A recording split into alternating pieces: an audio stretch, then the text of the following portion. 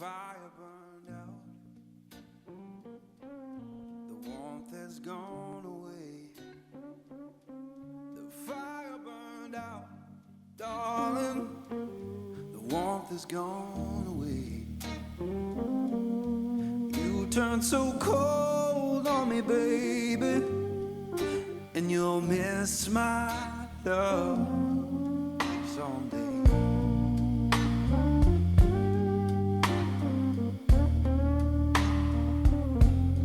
Fire burned out. It's fading slow indeed. The fire burned out. Olá, sejam todos bem-vindos a mais um CTC PodTech. Hoje o tema é saúde digital no Brasil, falando de tecnologia, IA, dados e acesso. Queria agradecer a audiência de todos e pedir para que, se possível, se inscrevam no nosso canal. Hoje nós temos 3 grandes convidados aqui, tenho uma honra de estar com vocês. Vou fazer uma pequena apresentação de todos, vai ser pequena porque o mini-bio é bem grande de todos. Queria começar pela Cláudia Kohn, que é formada em biomedicina e microbiologia, possui mais de 30 anos na gestão de saúde. É diretora de negócios nacionais da DASA, executiva da Alta Diagnósticos, conselheira do IBGC, é membro do conselho EMIBRA. Na saúde é vice-presidente do ICOS e membro da Abramed, Instituto de Ética e Saúde também. Atua na Fiesp e é mentora do programa Wine Womans do EI. Foi eleita 4 vezes uma das 100 líderes da saúde pela Healthcare Management. Seja bem-vinda, Cláudia. Obrigada. Professor Giovanni, nosso convidado, presidente do Conselho do Instituto de Radiologia e Inovação do Hospital das Clínicas, do Instituto Coalizão Saúde, ICOS. Professor Giovanni é professor titular da Radiologia da FMUSP, é uma das principais lideranças em inovação da saúde do Brasil. Atua no Hospital das Clínicas, da USP, onde coordena iniciativas estratégicas como o Inova HC e o Laboratório de IA. É presidente do Conselho do Instituto Coalizão Saúde e vice-presidente da Academia Nacional de Medicina. Com trajetória destacada no setor público e privado, foi secretário de Saúde do Estado de São Paulo. Muito obrigado pela sua presença, professor. E o Dr. Marco Becco, do meu lado, chefe Innovation Officer do Inova HC. Dr. Marco Becco é diretor executivo do INRAD e diretor de inovação do Inova HC no Hospital das Clínicas da USP, sendo idealizador de um dos principais ecossistemas de inovação da saúde na América Latina. Doutor pela FUSP, mestre da Poli, atua na integração entre academia, setor público e iniciativa privada. Lidera projetos estratégicos em inteligência artificial, transformação digital e novos modelos de gestão em saúde. É referência no desenvolvimento de soluções escaláveis para o sistema de saúde brasileiro. Seja bem-vindo. Eu estou com 3 feras aqui hoje, estou bem honrado de estar com vocês, agradeço muito a participação de vocês. Bem, eu acho que, como diz o tema do nosso PodTech, eu queria começar falando um pouco até sobre... hoje de manhã eu acabei tendo contato com um texto de uma mídia internacional que era um pouco provocativa e dizia assim que o teatro da inovação acabou. Quem ainda está aplaudindo não percebeu. Achei o título em inglês bastante provocativo e aí, no decorrer do texto, fala um pouco sobre iniciativas de inovação da GE, que não deram certo, e da Intel, que acabaram consumindo bilhões de dólares. E a questão no texto falava sobre como a gente consegue transformar inovação em valor. E esse acho que é um dos temas que a gente pode começar falando aqui, né? Quando a gente fala muito de IA hoje, existe uma percepção que IA chegou, mas de fato o quanto ela tem impactado o nosso dia a dia, o quanto tem gerado de valor, e que empresas e setores da economia acontecem inovação em ritmos bastante diferentes. Aí eu queria começar com essa provocação, perguntando para vocês, hoje, né, dentro da saúde, onde vocês enxergam que a inteligência artificial está gerando mais impacto concreto na saúde? Seja em eficiência, seja em custo ou em qualidade. De forma bem genérica, queria começar com essa pergunta. Cláudia, eu queria começar com você. Bom, como ela é genérica, eu vou começar, Walter, primeiro agradecendo a todos. Para mim é uma honra estar do lado do meu presidente do ICOS, do professor Giovanni Chey, do Marco, que foi um presente quando o professor me apresentou, e a você que a gente tem convivido na CTC. Genérico é eu dizer que minha mãe fala para mim, vamos comprar isso porque ela recebe alguma coisa com 97 anos e quer utilizar, consumir ou entender. Para mim, o valor está em conectar as pessoas para melhorarem, no caso, a saúde ou a conexão com a família, seja lá o que for, para que consigam viabilizar e ter mais tempo com conexões e o que querem, com o que querem, do que perdendo tempo com cadastros, com elaborações e até falta de produtividade. Isso, para mim, se dá no trabalho e no dia a dia das pessoas. Quando eu vejo que eu faço uma reunião e vem um resumo em que eu posso utilizar muito mais facilmente, é claro que, para mim, me dá mais tempo de fazer outra coisa. Você estava me falando quantas coisas eu faço, me dá mais tempo de focar em outras coisas quando eu consigo otimizar o meu tempo. Então, eu acho que cada pessoa vai utilizar a inovação e a inteligência artificial da melhor forma para a sua vida. E eu acho que a contribuição do valor virá à medida que as pessoas aprenderem cada vez mais a usar, mas desde que ela seja benéfica. Porque eu aqui, como é genérico, eu não vou falar da parte que não é benéfica, porque eu acho que também tem que ter um aprendizado sobre isso. Para esquentar os motores, acho que é um pouco disso. Professor? Assim, eu vejo que a inteligência artificial ela já está no dia a dia da saúde. Está numa fase de aceleração. Vai estar muito mais presente em alguns anos, mas várias áreas ela já impacta. Eu diria que a área que está mais impactando é a área menos glamurosa da saúde, que são os processos administrativos, né? Eu vejo que a inteligência artificial ajuda muito nas compras, no acesso à informação. Lá mesmo em rádio, né, o Marco colocou alguns algoritmos de inteligência artificial, por exemplo, na realização de escalas de profissionais. Então, na parte administrativa, em todos os processos administrativos, eu sinto que a inteligência artificial já tem auxiliado bastante. Na parte mais glamurosa, que é a assistência, né, onde todos acham que a inteligência artificial, sem dúvida, vai revolucionar bastante, não só na eficiência, mas principalmente na segurança do paciente, ela está entrando num processo um pouco mais lento, né? A radiologia, que é a área onde existem mais algoritmos aprovados pelo FDA, já existem vários algoritmos que podem ser utilizados na assistência. Por exemplo, na detecção de câncer de mama, hemorragia intracraniana, de fratura, lesões pulmonares. Mas existe um tempo entre a validação de algoritmo, né, porque precisamos ver se o algoritmo é validado para a nossa realidade e para que ele seja utilizado no dia a dia, ou seja, o processo de capacitação profissional para utilizar os algoritmos. Eu diria que eles já estão entrando e conseguem, e o que se vê é que eles impactam na eficiência do trabalho, ou seja, o radiologista vai poder dar mais laudos em menos tempo, porque vai ter uma ferramenta que vai auxiliá-lo a identificar possíveis alterações. E também na questão da pré-formatação de laudos, né? Ou seja, a inteligência artificial pode acelerar o processo do laudo do radiologista. Então, eu vejo que a inteligência artificial como ferramenta, ela vai poder fazer com que o médico se dedique mais à assistência ao paciente e menos às tarefas burocráticas, como existem, por exemplo, algoritmos que fazem resumo de prontuário médico, evitando que o médico tenha que ler todo o prontuário, ou fazem transcrição de uma consulta para o prontuário eletrônico, e o médico só avalia se a transcrição está correta.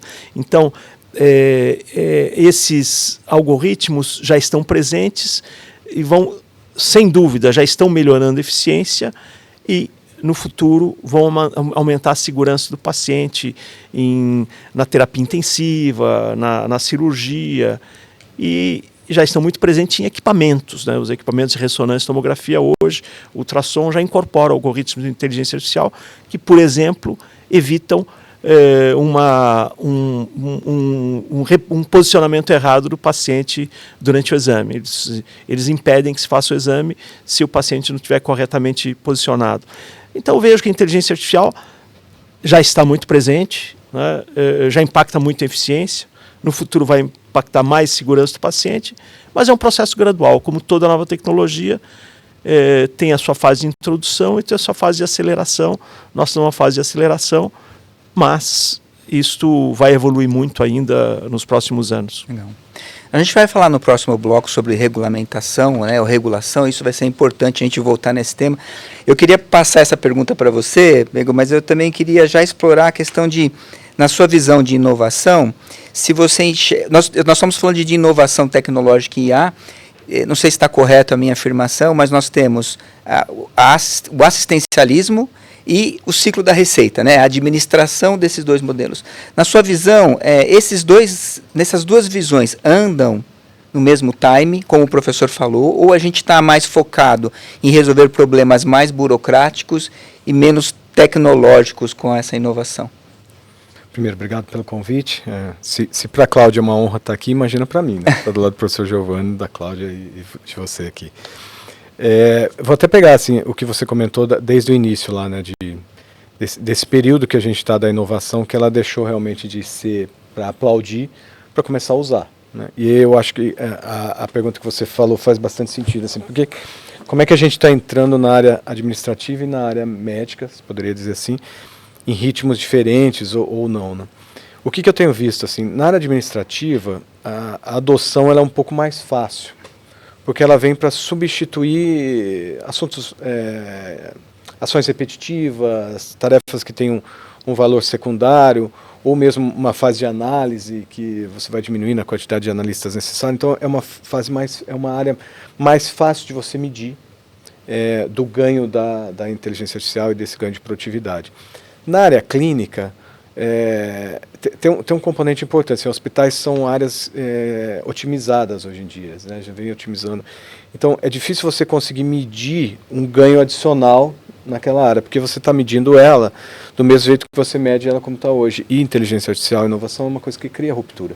Uhum. Então, você deveria medi-la de uma forma diferente, que é o que ela te oferta, né? Você não tá trazendo IA para fazer igual com a IA, mas é um processo de automação que já existe. E eu vejo que essa é a dificuldade que hoje as empresas têm da adoção, que, como o professor comentou.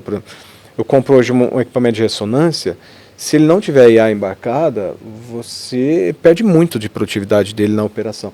Só que você não consegue medir que aquilo é da IA, né? É da incorporação de tecnologia como um todo.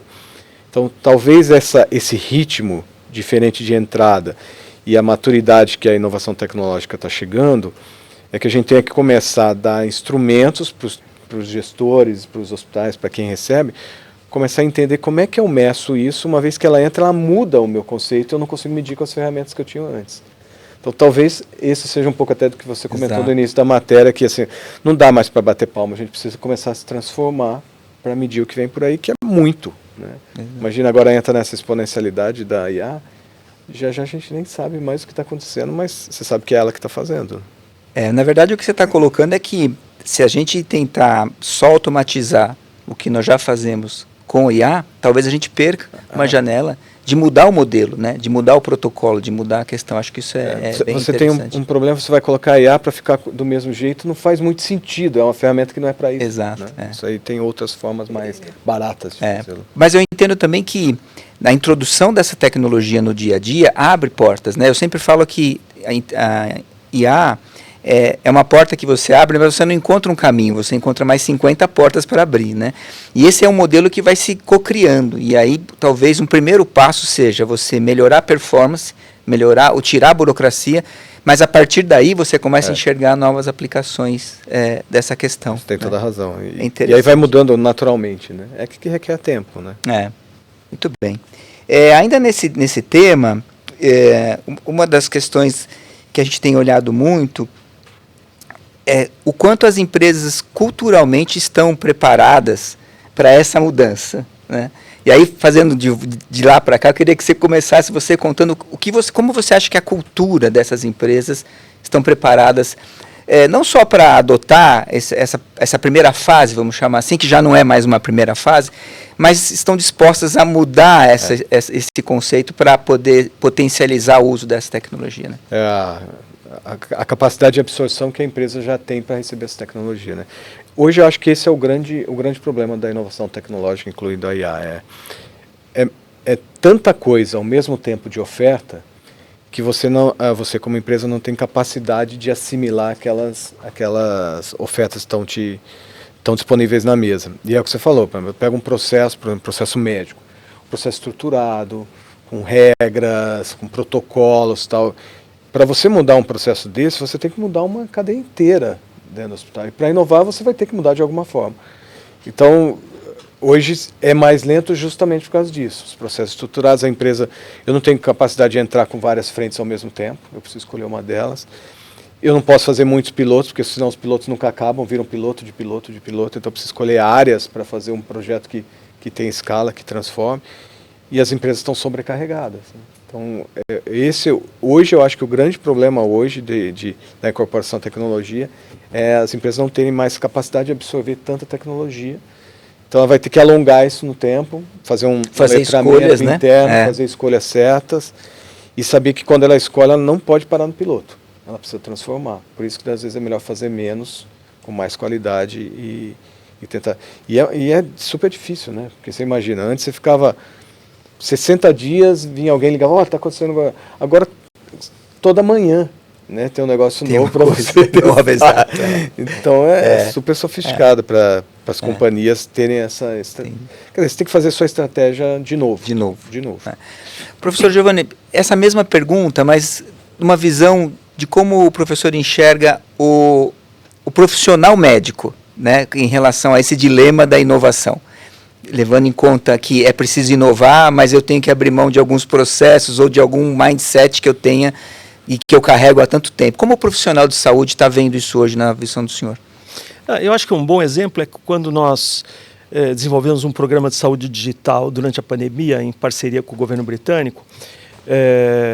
Nós trabalhamos com a McKinsey e uma das primeiras iniciativas foi perguntar para os profissionais médicos o que eles achavam da saúde digital, o que eles achavam da teleconsulta.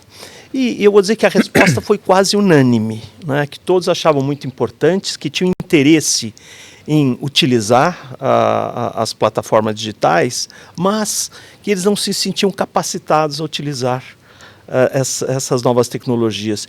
Então, eu acho que o grande desafio na transformação digital e nas inovações, na incorporação de inovações tecnológicas, é justamente a capacitação de quem vai utilizar, né?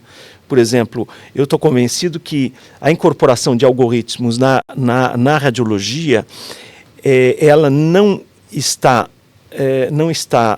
numa fase de aceleração como poderia estar, justamente porque os profissionais não se capacitaram para isso, né?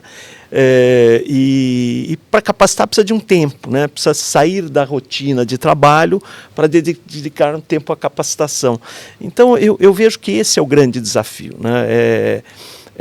Capacitar os profissionais no uso dessas novas tecnologias, os algoritmos de inteligência artificial e os outros instrumentos da transformação digital, como teleconsulta.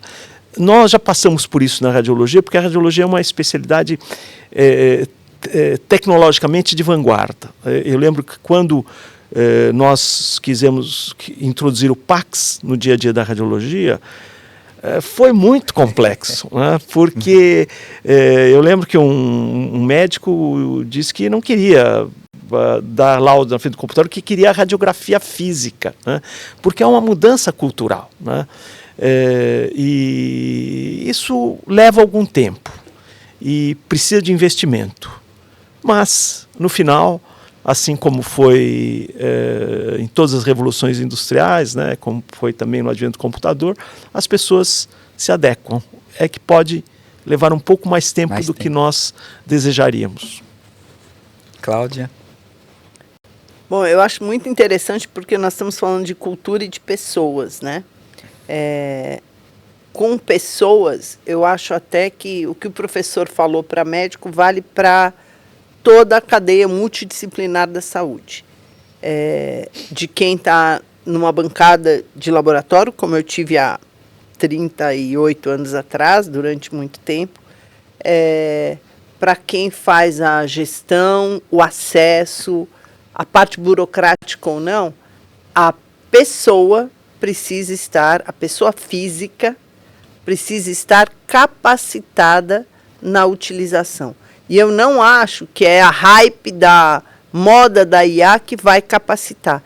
A pessoa tem que entender qual conexão e que valor traz, porque senão cria resistência de eu não quero porque vai me substituir, e também cria barreiras de aprendizado, porque você aprende de uma forma diferente. Eu, quando fui aprender um pouquinho, perto do que eles dois sabem, muito pouco, percebi que eu tinha que primeiro revisitar como eu fazia algumas tarefas. E isso, às vezes, dói no dia a dia de quem já tem um costume tão grande e é cultural pessoa física. Por isso que eu acho que é o indivíduo aceitar que ele pode entrar num novo aprendizado e, com isso, reformular a forma que ele atua no dia a dia. E, realmente, como o Marco falou, isso é muito difícil para quem é técnico, para quem faz isso da mesma forma, de uma forma segura. Se falou de segurança aqui, quando o professor trouxe, a forma segura te deixa numa zona de conforto. Quando você passa por um desconhecido, as portas que você trouxe, você vai para um momento muito mais difícil, porque é desconhecido, é realmente te tirar da zona de conforto para você entrar no desconhecido. Mas a medicina sempre foi assim, né? A medicina, sempre que ela criou toda a tecnologia, e não só a tecnologia, as técnicas utilizadas, técnicas cirúrgicas. Olha quando se operava coração, como se operava, e o quanto que tem de procedimento menos invasivo hoje, e assim por diante. Sempre tem que transpor a barreira. E hoje, o professor falou em tempo. Tempo talvez seja o grande tesouro da humanidade. Então, quando todo mundo entender que acelerar esse tempo para buscar esse aprendizado vai te trazer mais tempo, que é o que todo mundo reclama hoje, que não tem, eu acho que as conexões vão ser feitas para a gente conseguir ultrapassar essa barreira. Ao mesmo tempo, eu falei da pessoa, eu vou para as empresas.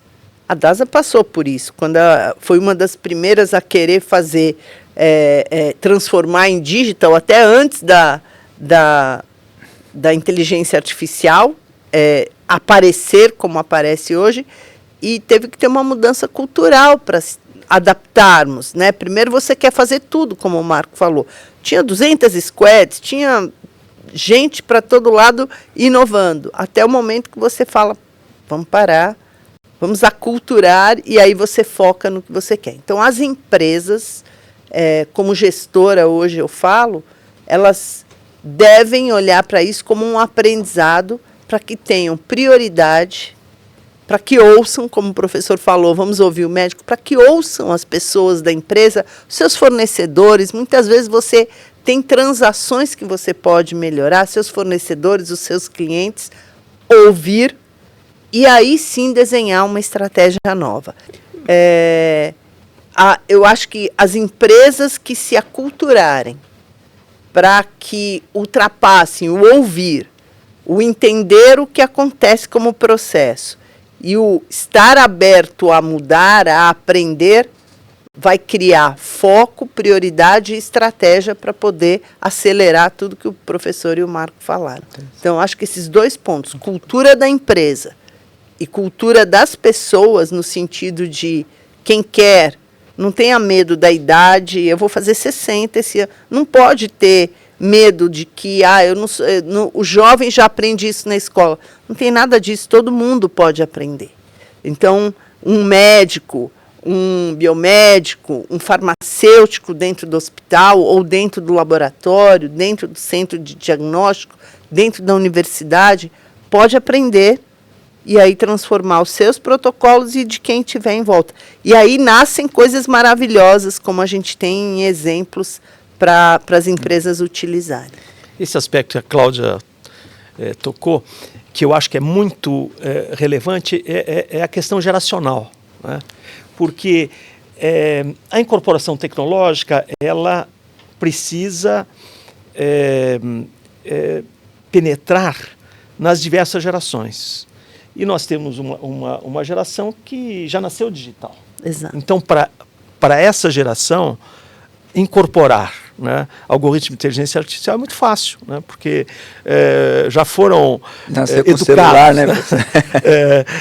Já para pessoas que foram educadas de forma analógica, essa incorporação é mais difícil, né? Então, a capacitação também tem que contemplar, né, essas diferenças de formação. O desafio é muito grande, né?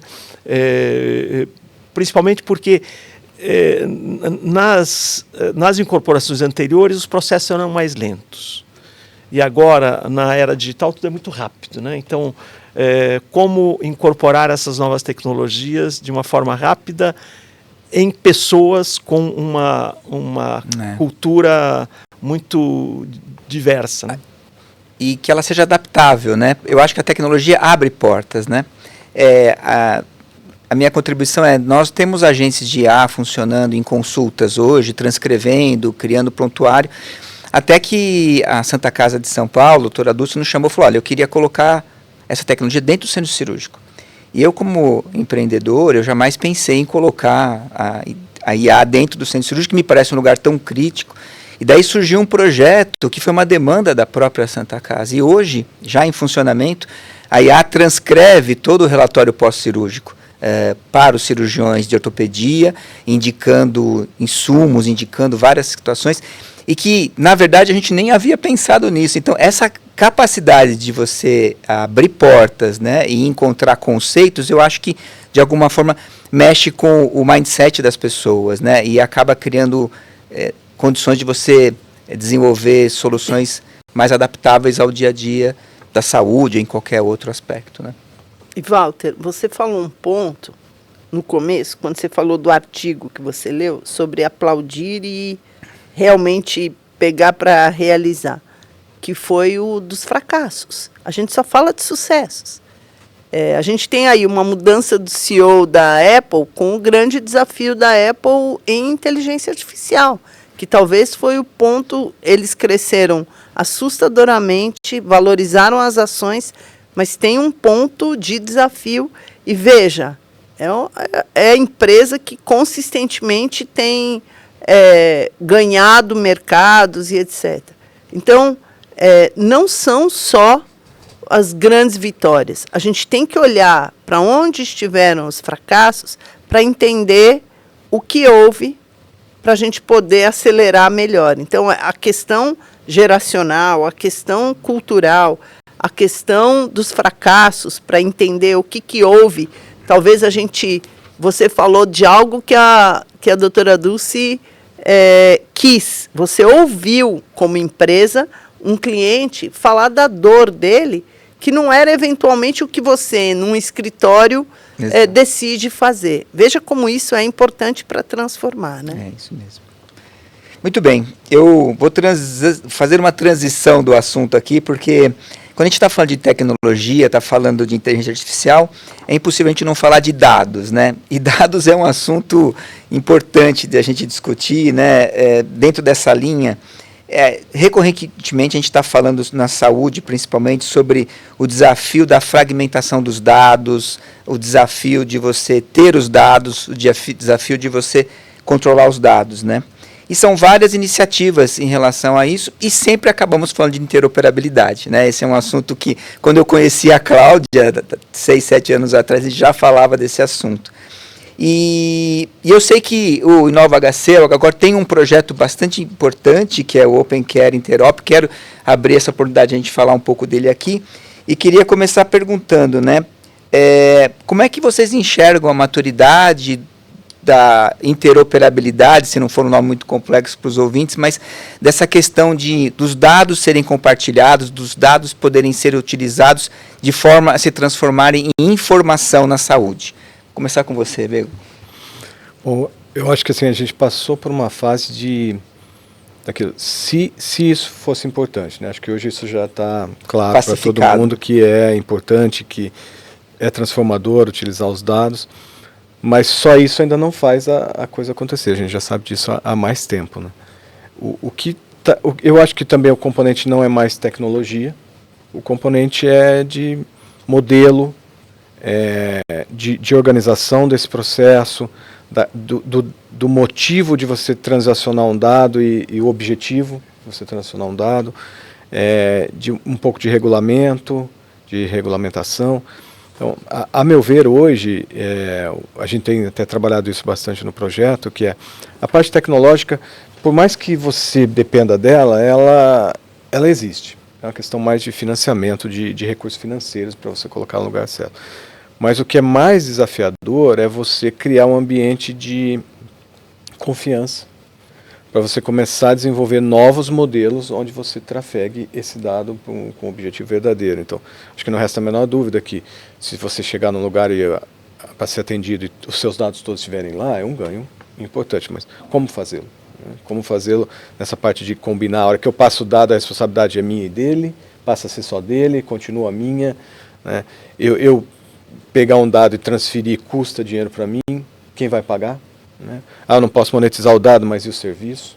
Então, acho que nós estamos no momento de realmente modelar esse processo para que ele seja autossustentável e não dependa de onerar mais a cadeia de saúde, como ela já está para trocar o dado. Mas quanto à necessidade, acho que isso já está pacificado. A sua opinião, professor? Assim,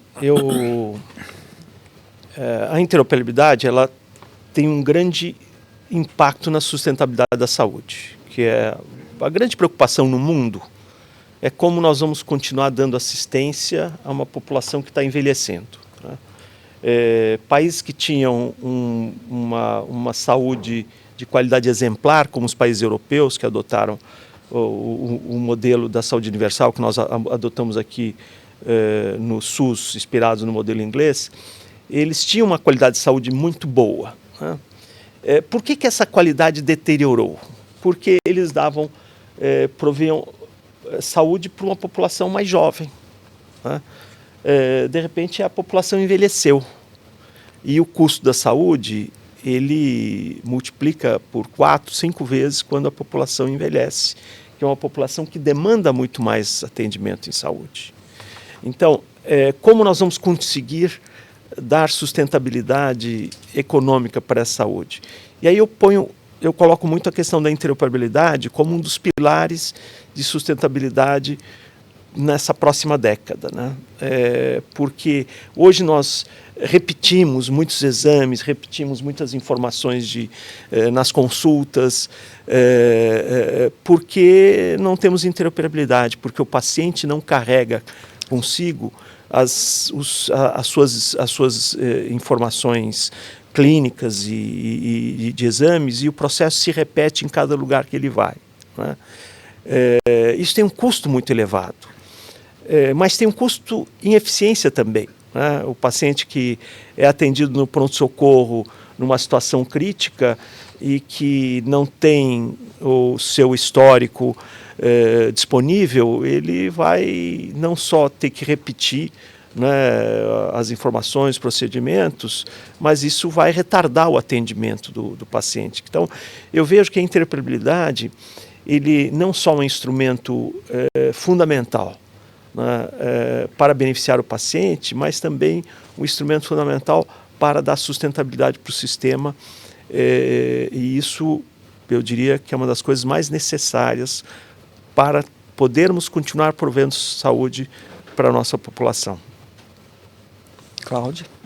Eu concordo com você que o dado ainda é muito fragmentado. Nós, olhando para o Brasil, temos uma bolha, quando a gente olha para algumas cidades, de empresas que detêm uma grande quantidade de dados por atenderem muita população, sejam hospitalares e etc. Assim como, nesse momento, a gente não pode falar de saúde pública ou privada, porque a gente tem um indivíduo indo num e indo no outro, transitando de alguma forma. O que eu diria é que, em primeiro lugar, apesar da gente, concordo com o Marco, já saber que é necessário, é importante, é relevante,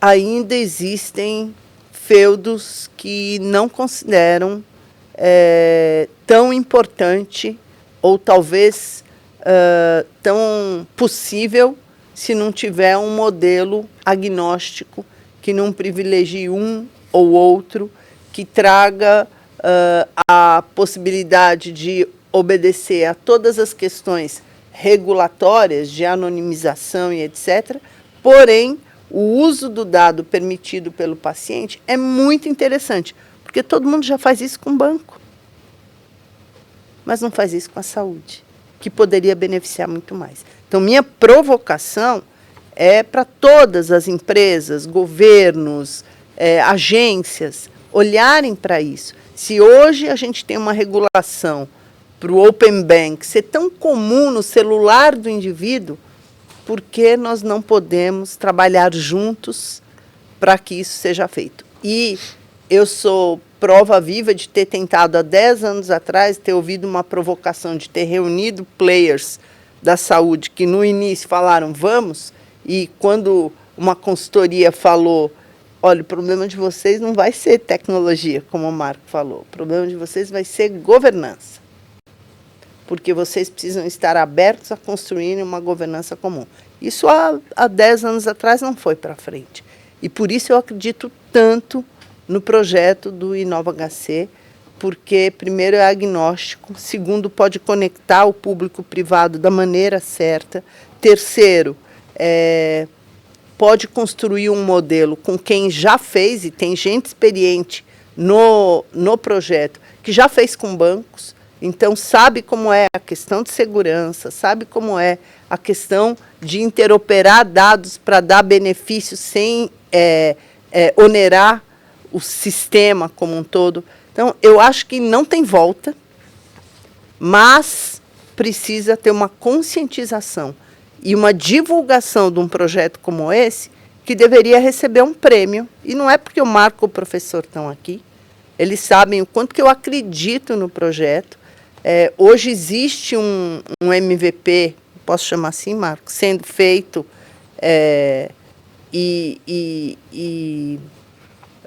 precisa avançar com muito mais gente querendo. Eu falei para eles não me intitularam, mas eu sou uma embaixadora disso, porque a saúde vai precisar de interoperabilidade. Então, se tem uma iniciativa boa, se alguém quiser falar não é boa, mostra uma melhor.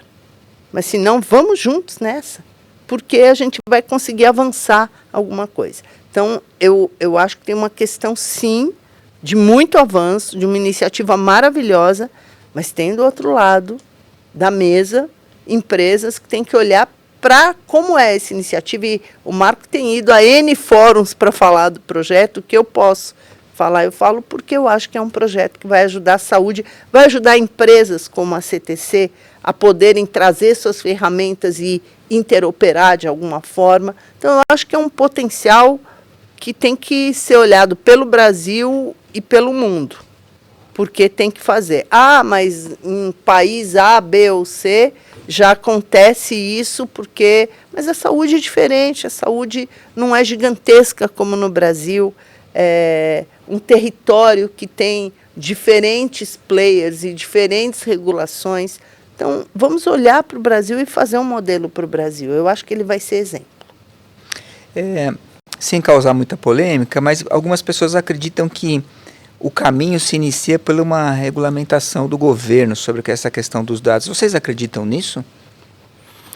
O governo está trabalhando nisso, né? Tem até uma lei um substitutivo de lei que a deputada Adriana Ventura está trabalhando, está em fase final já de ir para a votação.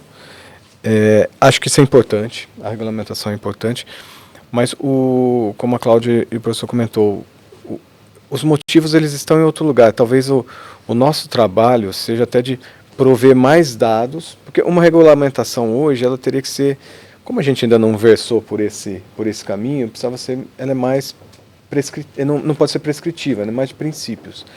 Porque acho que a prescrição ela só vai ter à medida que nós começamos a hora que nós começarmos a fazer esse movimento acontecer, né, essa troca de dados. Porque aí talvez a autorregulação seja até mais uma forma mais objetiva de entender até onde nós iremos. Não estamos aqui falando de LGPD, né? Acho que isso está pacificado. Mas em que momento se faz, como se troca, essa relação bilateral entre quem recebe e quem envia. Então, acho que a regulação ela é importante dar um caminho inicial, mas se ela prescrever demais também pode ser que ela feche portas. Talvez enxergue demais. Feche portas.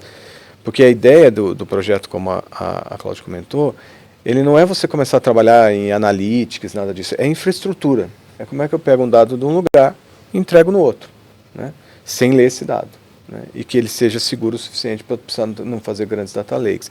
Então, isso, até nesse momento, eu não preciso de grandes regulações, porque as que existem já tem. Talvez a maior regulação seja quando a gente comece a usar esses dados para valer, né? E aí acho que quem tem o dado, quem usa ele, talvez seja a pessoa certa para dizer os limites, né, desse processo. Talvez o caminho seja uma autorregulação. Então. Eu acredito muito na autorregulação, mas para autorregulação a gente precisa fazer, né? Também não dá para fazer autorregulação por ideologia. Certo. Né? Professor? Não, eu acho que a regulação é importante. Eu participei do processo da discussão da regulação da inteligência artificial no Brasil, tá? E já na primeira etapa, quando o Senado fez uma proposta de uma regulação da inteligência artificial. E essa proposta era um desastre, totalmente restritiva, considerava qualquer aplicação na saúde de inteligência artificial de alto risco, né? Ou seja, ia inibir a utilização da inteligência artificial na saúde. Depois de muita luta nas comissões do Senado, essa regulação da inteligência artificial do Senado vai para a Câmara, não péssima, mas vai ruim, né? E agora está em debate na Câmara. Por sorte, ela não foi aprovada com a rapidez que se desejava, né? Porque vira um projeto político, né? E não um projeto de melhoria, né?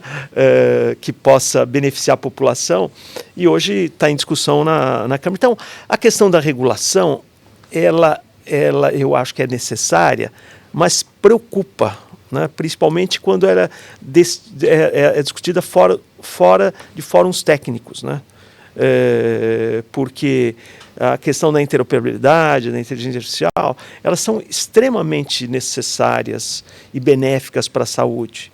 Então, tem que se regular os abusos ou os riscos, né? E depois, muitas vezes, quando existe esse debate no Congresso, no governo, o debate muito é quem vai controlar, né? Então, infelizmente, eu devo dizer que quando esse debate chega ao Congresso, ao governo de regulação, muitas vezes eu realmente fico mais preocupado do que tranquilo. Mas eu acho, sim, acho que uma regulação para essas novas tecnologias é necessária, mas deveria ser o mínimo necessário para proteger, no caso, o paciente, né? E não regulações muito restritivas, né?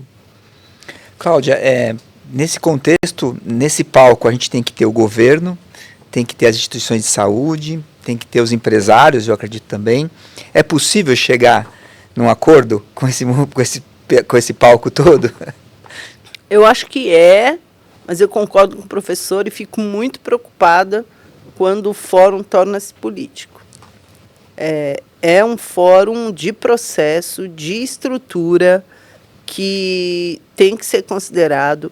Eu acho que tem todo o mérito de alguns políticos, como o professor citou, a deputada Adriana Ventura, que tem trabalhado incansavelmente para que seja um projeto diferenciado e que considere todos os aspectos que o professor e o Marco trouxeram. Não pode ter pressa, mas também não pode ser deixado na gaveta, porque a gente tem que andar. A saúde tem que andar e tem que melhorar, porque todas as empresas já demonstram, é público, o impacto não só do envelhecimento, das doenças crônicas, e deles, e as tecnologias, e farma, né, e medicamentos, o quanto que impactam no financiamento da saúde. Então, se a gente tiver ferramentas que otimizem e tragam valor, certamente a saúde vai melhorar. E as pessoas, o paciente, no final das contas. Eu acho que colocar todo mundo junto depende de comissões, de pessoas. Nós temos que ter comissões feitas por técnicos e por políticos, que sabem o trâmite, o sistema, quando isso é revisado e assim por diante. Existem parlamentares, médicos e profissionais da saúde de extrema qualidade que estão ouvindo instituições. O ICOS tem participado do Instituto Coalizão Saúde, porque ele olha para a cadeia toda da saúde, seja a farma, seja a universidade, seja o hospital, o laboratório, o centro diagnóstico.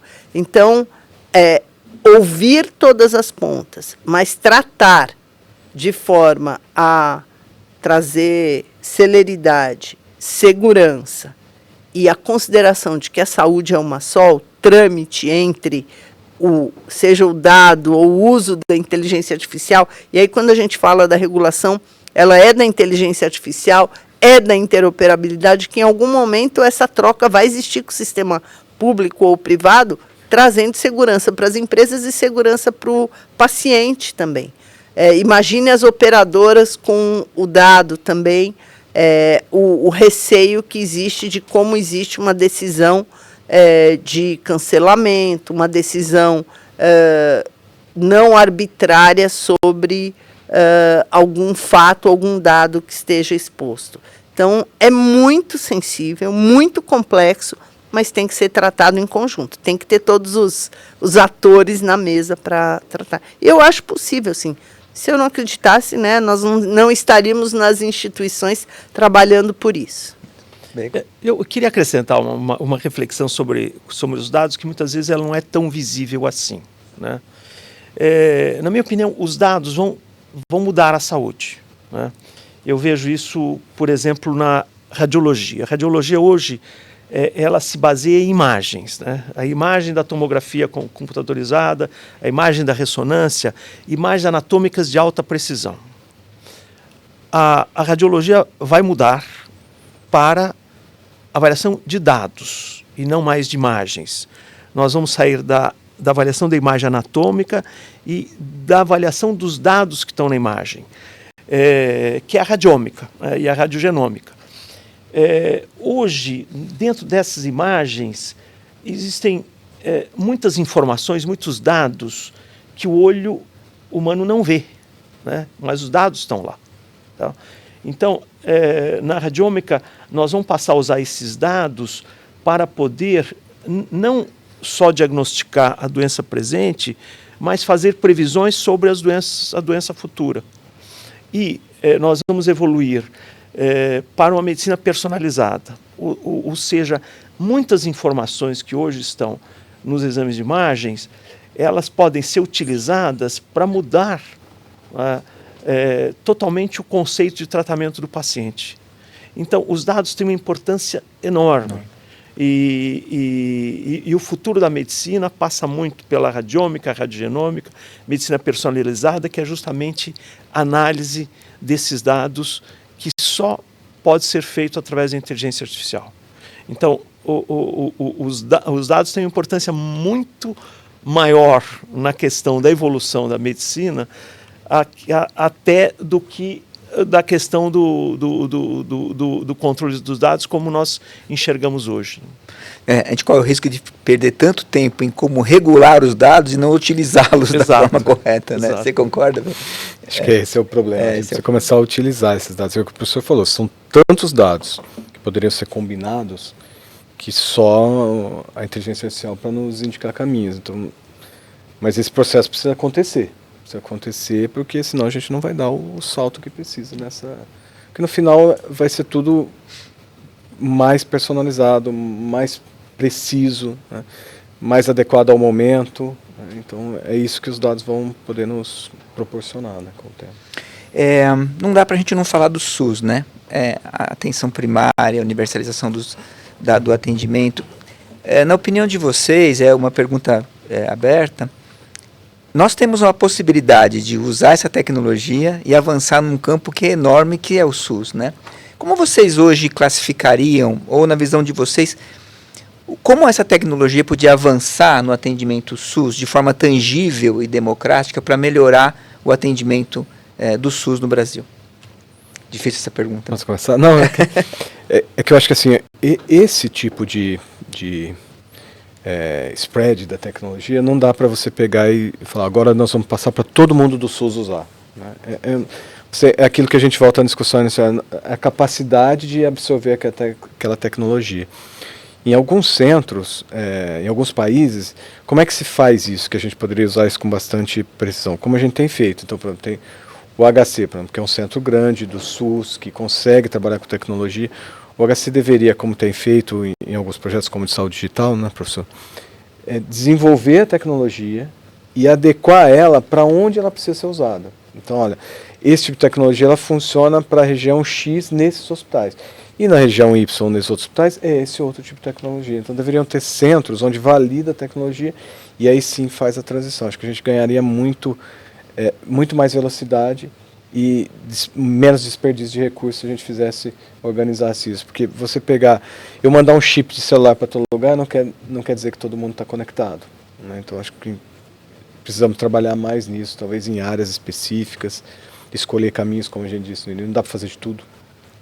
Mas... Quando você fala disso, me lembra um pouco quando houveram iniciativas de colocar a internet em todas as escolas, né? E apesar de ter colocado isso, né, um plano, na prática não trouxe esse avanço tecnológico nisso, né? Era a ideia, né? Eu mando um chip para cada escola, Exato. Então logo todos estão conectados na internet. Isso não é verdadeiro. Não é verdadeiro. Não é verdadeiro. É preciso transformar e mandar um processo, um produto, uma aplicação que aquela escola precise. E que provavelmente é diferente de outras, né, em outros lugares. Não por causa de como você está ensinando o aluno, mas as condições do local são diferentes, né, até de estrutura. Então, a meu ver, talvez falte a gente organizar isso como país, esses centros, para começar a transferir a tecnologia para a base. Eu vejo que a transformação digital é muito inclusiva. Né? Ela consegue superar as barreiras do presencial. Né? Então, eu vejo que as tecnologias como a teleconsulta, a inteligência artificial, a conectividade, elas conseguem incluir pacientes que hoje estão excluídos do atendimento. Né?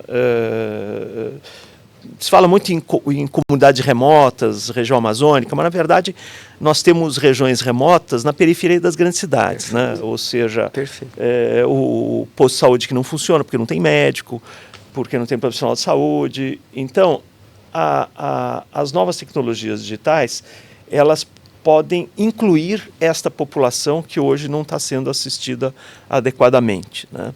E depois, por exemplo, levando os especialistas estão muito concentrados em determinadas regiões. Né? O especialista, através da saúde digital, pode estar em qualquer lugar do Brasil. Né? E nós mesmos lá no Complexo HC, lá no Inova, nós mostramos que até a cirurgia pode ser feita à distância, ou seja, não precisamos nem do cirurgião, né? Em determinadas regiões. A cirurgia pode ser feita à distância. E também uma questão de capacitação, porque uma das grandes desigualdades que existe no país é a diferença de capacitação dos profissionais. Né? E as tecnologias digitais, elas conseguem capacitar, né? Profissionais à distância também. Né? o que era um problema. Antigamente, muitos dos eventos médicos ou de profissionais de saúde tinham que ser presenciais, né?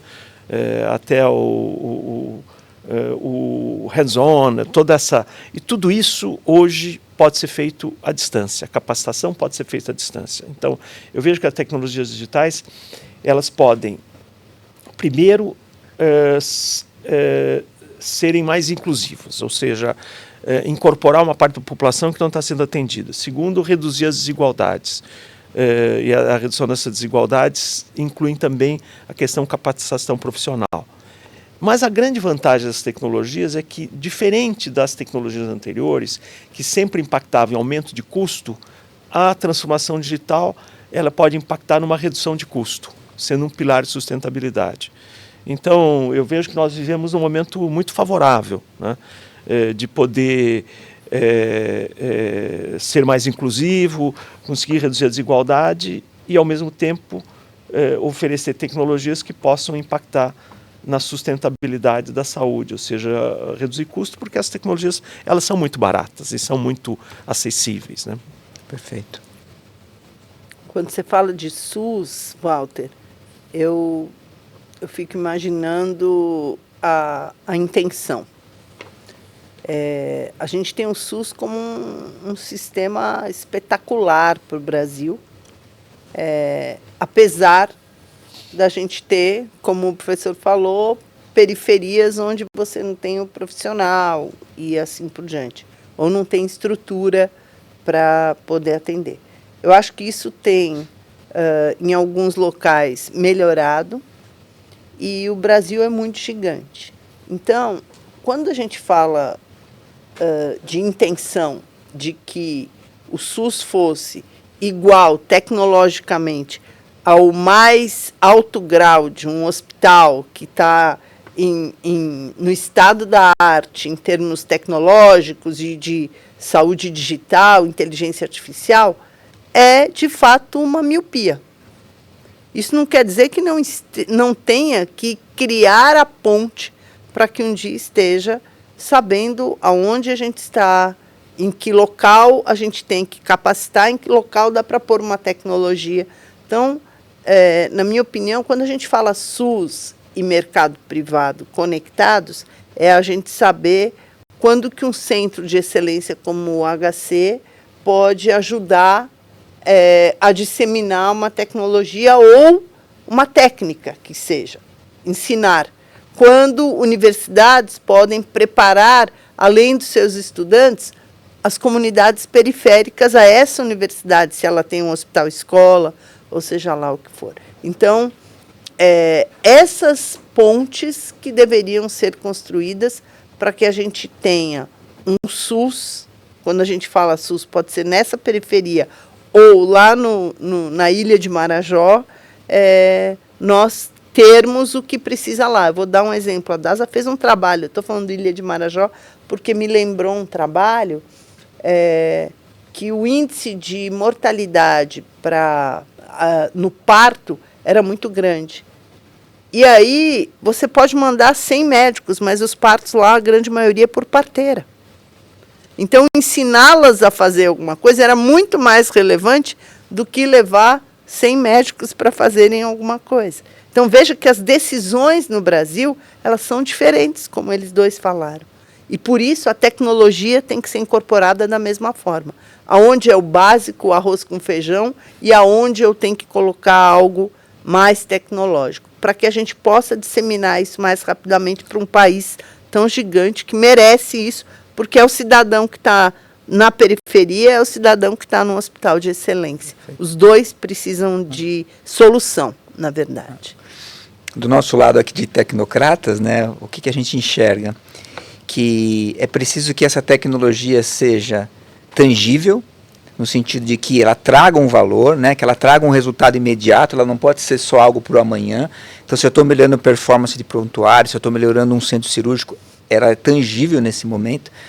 E, ao mesmo tempo, ela tem que ser democrática, porque a gente sabe quanto hoje consulta de SUS reembolsada hoje? Quanto uma Santa Casa recebe hoje de uma consulta? Não há tecnologia que você possa construir que caiba numa receita ou num resultado desse, mas você pode olhar para isso como um todo e melhorar o processo, e daí talvez isso melhore o resultado, né, dessas questões. Então, são coisas muito complexas, né, eu acho interessante. Bom, nós estamos chegando no último bloco, e o bloco fala sobre prioridades para o setor.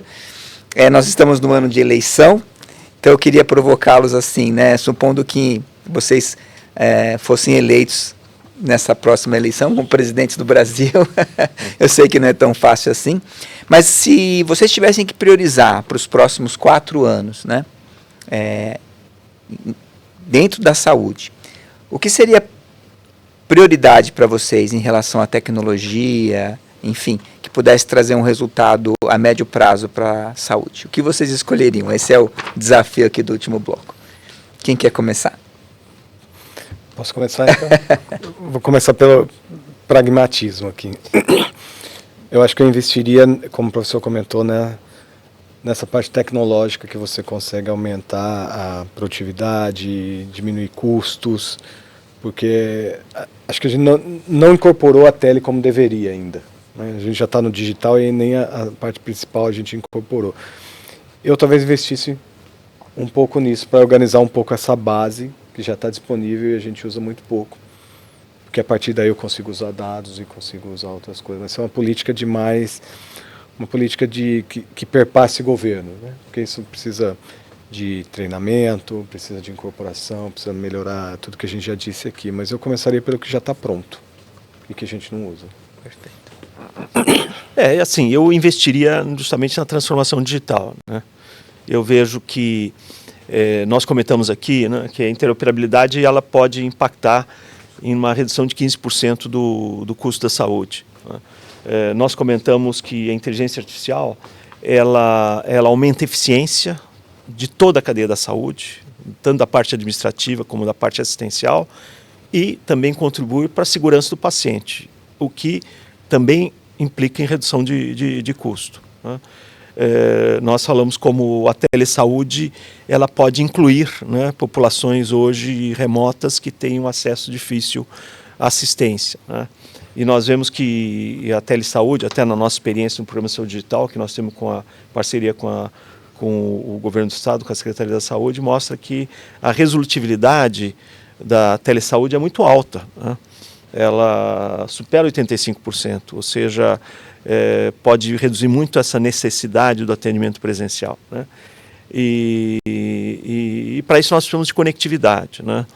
Então, eu investiria justamente nas tecnologias da transformação digital, né?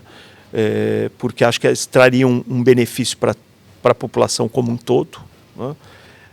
Podiam ajudar a reduzir as desigualdades e ajudariam também na sustentabilidade. Então, são pilares muito importantes. Eu vejo esta a saída para a saúde num país de renda média como o nosso.